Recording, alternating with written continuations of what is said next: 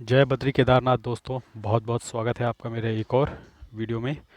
और दोस्तों, कई मुझे कमेंट्स आ रहे थे जिसमें लोग मुझे बोल रहे थे कि भैया म्यूचुअल फंड और ईटीएफ में क्या डिफरेंस होता है, म्यूचुअल फंड और ईटीएफ का एक वीडियो बना दो। तो मैं बाकी यूट्यूबर्स की तरह बड़े बढ़िया यू नो वो स्लाइड्स लेकर तो नहीं आया हूँ, लेकिन मैंने ग्रो ऐप खोल लिया और मैं आपको कोशिश करूँगा कि बहुत आसान शब्दों में आपको ईटीएफ और म्यूचुअल फंड में अंतर समझा सकूँ। तो भैया देखो, म्यूचुअल फंड तो आपको पता है, एमएफ को म्यूचुअल फंड बोलते हैं और ईटीएफ को एक्सचेंज ट्रेडेड फंड बोलते हैं। तो जो बेसिक डिफरेंस होता है म्यूचुअल फंड में और ईटीएफ में, मैं वन बाय वन शुरू करता हूँ। आपको मैं 5-7 पॉइंट बताऊंगा। उम्मीद करता हूँ कि ये 5-7 पॉइंट सुनने के बाद आपके डाउट्स क्लियर हो जाएंगे। म्यूचुअल फंड में आपको क्लोजिंग डे की एनएवी मिलती है, यानी मान लीजिए आपने 2 बजे के पहले ख़रीद लिया तो आज का जो क्लोजिंग डे होगा वो म्यूचुअल फंड की जो एनएवी होगी वो आपको मिल जाएगी। ईटीएफ क्या होता है? ईटीएफ शेयर्स की तरह लाइव ट्रेड होते हैं शेयर मार्केट में, ठीक है। जैसे शेयर का भाव होता है 100 रुपये, वो पूरे दिन में ट्रेड करता है 100, 102, 105, और आप किसी भी भाव पे उसे खरीद सकते हो और बेच सकते हो। उसी तरीके से ईटीएफ भी होता है। ईटीएफ को भी आप किसी भी भाव पे खरीद और बेच सकते हो। और ईटीएफ जो है म्यूचुअल फंड की तरह नहीं होते कि आपको एंड ऑफ द डे की एनएवी मिलेगी। म्यूचुअल फंड का एक भाव चलता है शेयर की तरह, और आप जब शेयर मार्केट खुली होती है उसी वक्त ईटीएफ खरीद और बेच सकते हो, मार्केट के बाद नहीं। जबकि आप म्यूचुअल फंड्स तो कभी भी खरीद सकते हो। आपको रात को 12 बजे नींद खुली, आपने कहा चलो म्यूचुअल फंड खरीदता हूँ, आप म्यूचुअल फंड खरीद सकते हो, आपको अगले दिन की एनएवी मिल जाएगी। लेकिन ईटीएफ के साथ ऐसा नहीं होता है। ईटीएफ आपको 9:15 बजे जब मार्केट खुलती है से 3:30 बजे के बीच ही खरीद और बेच सकते हैं। अब दूसरा सवाल पूछोगे आप, भैया म्यूचुअल फंड और ईटीएफ में क्या अंतर है? देखो, स्ट्रक्चर वाइज म्यूचुअल फंड और ईटीएफ सेम होते हैं। Mutual fund is also a combination of shares, ETF is also a combination of shares, ठीक है। जैसे मैं बोलूँ कि कोई म्यूचुअल फंड है निफ्टी 50 का, मान लो, ठीक है। उसमें निफ्टी 50 का म्यूचुअल फंड, तो उसमें 50 शेयर्स होंगे जो निफ्टी 50 के होंगे। उसी तरीके से कोई निफ्टी 50 का ईटीएफ है तो उसमें भी 50 शेयर्स होंगे, और लेकिन वो ट्रेड होगा शेयर मार्केट में शेयर्स की तरह 9:15 से 3:30 के बीच। तीसरी बात इसमें यह है कि जो आपका, चलिए मैं आपको एक एग्जांपल के थ्रू समझाता हूँ कि मैं ऐसा क्यों बोलता हूँ कि जब आपको निफ्टी 50 के म्यूचुअल फंड लेने हैं, मैंने एक्सट्रीम लार्ज कैप क्या होता है, जो टॉप 50 कंपनी है उसका म्यूचुअल फंड नहीं लेना चाहिए। अब आप कहेंगे कि क्यों नहीं लेना चाहिए, मैं आपको वजह बताता हूँ। देखिए, एक एग्जांपल देता हूँ, ICICI prudential Bharat 22 fund of fund, ये म्यूचुअल फंड है। और उसी तरीके से आईसीआईसी प्रूडेंशियल एएमसी भारत 22 ये ईटीएफ है, ठीक है। अब आप देखोगे तो दोनों में जो शेयर्स हैं वो सेम है, क्योंकि ये जो म्यूचुअल फंड है ये फॉलो किसको कर रहा है? ये ईटीएफ को फॉलो कर रहा है। तो बात ही ख़त्म। यानी कि ईटीएफ में जो शेयर्स हैं वही शेयर्स इस म्यूचुअल फंड में भी हैं। तो अब इस सिचुएशन में आपको क्या करना चाहिए? आपको ईटीएफ लेना चाहिए या म्यूचुअल फंड लेना चाहिए? इस सिचुएशन में है, अगर दोनों सेम ही ट्रैक को फॉलो कर रहे हैं, सेम पाथ फॉलो कर रहे हैं, सेम शेयर्स फॉलो कर रहे हैं, तो इस सिचुएशन में आपको हमेशा ईटीएफ लेना चाहिए। अब आप देखिए ऐसा क्यों मैं कह रहा हूँ। आपने इस ईटीएफ पे सिलेक्ट किया, अब आप नीचे आइए। पहले तो ये देखिए कि कितना घट बढ़ रहा है। देखिए, एक महीने में 1% ईटीएफ घटा है, और एक महीने में 1% ये भी घटा है। और अब आप देखिए कि एक साल में ये कितना बढ़ा है? 24%। ये म्यूचुअल फंड 24% बढ़ा है एक साल में।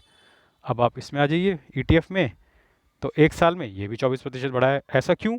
क्योंकि म्यूचुअल फंड फॉलो किसको कर रहा है? ईटीएफ को ही फॉलो कर रहा है। ईटीएफ फॉलो किसको कर रहा है? जो इसके अंदर 22 शेयर हैं। तो देखा जाए तो मोटा मोटा वो 22 शेयर्स को ही म्यूचुअल फंड भी फॉलो कर रहा है, और 22 शेयर्स को ईटीएफ भी फॉलो कर रहा है। अब इस ईटीएफ के अंदर आपको, मैं क्यों कह रहा हूँ कि आपको ईटीएफ लेना चाहिए, अब इस ईटीएफ के अंदर आप देखेंगे तो इसका जो एक्सपेंस रेशियो है वो हमेशा कम होता है म्यूचुअल फंड के मुकाबले।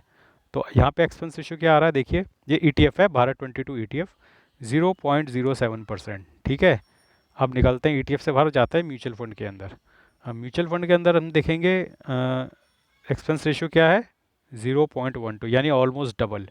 यानी कि आप डबल का एक्सपेंस रेशियो पे कर रहे हैं म्यूचुअल फंड के अंदर, वेयर एज आप आधा एक्सपेंस रेशियो पे कर रहे हैं ईटीएफ के अंदर। अब आप पूछोगे भैया तो क्या इसका मतलब हमें हमेशा ईटीएफ ही लेनी चाहिए, फिर तो हमें म्यूचुअल फंड लेनी चाहिए? जी नहीं। अब मैं आपको वजह बताता हूँ क्यों। देखिए, जनरली जो ईटीएफ होते हैं वो एक इंडेक्स को फॉलो करते हैं, ठीक है, तो वो पैसिव म्यूचुअल फंड की तरह काम करते हैं। जबकि जब भी आप लोग स्मॉल कैप और मिड कैप का में आपको इन्वेस्ट करना है ना, तो आप ईटीएफ में मत करो, आप हमेशा म्यूचुअल फंड में करो। उसकी वजह यह है कि दोस्तों जब भी आपको स्मॉल कैप और मिड कैप में इन्वेस्ट करना है, स्मॉल कैप और मिड कैप होते हैं हाईली, बहुत तेज़ी से भागते हैं ऊपर नीचे, और उसमें आपको एक एक्टिव फंड मैनेजर चाहिए जो आपके पोर्टफोलियो को शेयर्स में सही टाइम पे एग्जिट और एंट्री करता रहे, ताकि आपका अल्फा जनरेट होता रहे और आपका फंड्स जो है आपको अच्छा रिटर्न दे। जबकि आप स्मॉल कैप या मिड कैप का ईटीएफ ले लोगे तो बस वो एक इंडेक्स होता है, स्मॉल कैप 100 और एक मिड कैप 100, या फिर स्मॉल कैप 150 250 या मिड कैप 150, वो उसको फॉलो करता रहेगा ईटीएफ। तो ईटीएफ जो है वो पैसिव इंडेक्स को फॉलो करता है, पैसिवली फॉलो करता है। तो वो क्या करेगा, वो सिर्फ इंडेक्स को फॉलो करता रहेगा, इंडेक्स ऊपर जाएगा तो ईटीएफ ऊपर जाएगा, इंडेक्स नीचे जाएगा तो ईटीएफ नीचे जाएगा।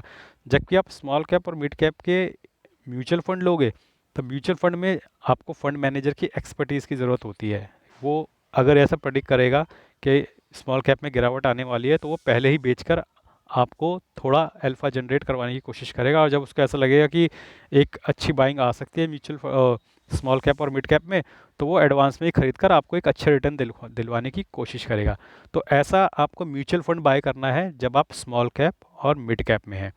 लेकिन अगर आप एक्सट्रीमली लार्ज कैप में इन्वेस्ट करते हैं, यानी कि आप निफ्टी 50 का म्यूचुअल फंड लेते हैं, जैसे मेरे बहुत सारे सब्सक्राइबर हैं जिन्होंने निफ्टी 50 के म्यूचुअल फंड ले रखे हैं। देखिए, लार्ज कैप म्यूचुअल फंड होना और निफ्टी 50 म्यूचुअल फंड होने में अंतर है। जो लार्ज कैप म्यूचुअल फंड है उसमें ऐसा भी, मेरे पास भी जो लार्ज कैप है उनमें आप देखोगे 100 शेयर्स हैं, ठीक है। तो निफ्टी 50 के शेयर भी हैं और उसके अलावा भी 50 शेयर्स हैं। तो कहीं में तो 110 भी हैं, कहीं में 70 भी हैं, 80 भी हैं। लेकिन अगर आप एक्सट्रीमली निफ्टी 50 के म्यूचुअल फंड में इन्वेस्ट कर रहे हो तो ये गलत है, आपको निफ्टी 50 के म्यूचुअल फंड में इन्वेस्ट नहीं करना चाहिए। आपको इन्वेस्ट करना चाहिए निफ्टी 50 के ईटीएफ में, क्योंकि आपके पास मोटा मोटा 50 ही शेयर हैं जिनमें आप खेलने वाले हो। वो 50 लार्ज कंपनी है, लार्ज कैप कंपनी है, उसमें बहुत ज़्यादा अंतर नहीं आने वाला। तो आप देखोगे कि आपका म्यूचुअल फंड मोटा मोटा उतना ही रिटर्न देता है निफ्टी 50 का म्यूचुअल फंड जितना कि निफ्टी 50 का ईटीएफ देता है। लेकिन निफ्टी 50 का ईटीएफ आप खरीदोगे तो आपको उसमें एक्सपेंस रेशियो बहुत कम पड़ेगा और आपका फ़ायदा उसमें ज़्यादा होगा। लेकिन अगर आप निफ्टी 50 के म्यूचुअल फंड में इन्वेस्ट करते हो तो आपका उसमें एक्सपेंस रेशियो ज़्यादा पड़ेगा। तो मेरा ये मानना है कि जब भी लार्ज कैप नहीं, निफ्टी 50 म्यूचुअल फंड में इन्वेस्ट करने की बात आए तो निफ्टी 50 के ईटीएफ में इन्वेस्ट करना चाहिए। और निफ्टी 50 का ईटीएफ कौन सा है, निफ्टी 20, तो निफ्टी 20 में इन्वेस्ट करना चाहिए।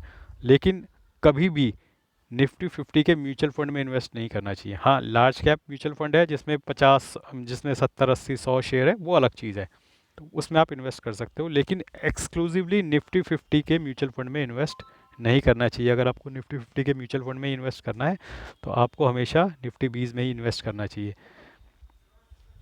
तो ये बात आप हमेशा ध्यान रखना। आपको एक चीज़ और बता देता हूँ कि ईटीएफ जो है, जैसे कि मैं बता चुका हूँ कि ईटीएफ जो हैं वो हमेशा मार्केट आवर्स में ही ट्रेड होते हैं, और म्यूचुअल फंड जो है मार्केट आवर्स के बाहर भी ट्रेड हो जाते हैं।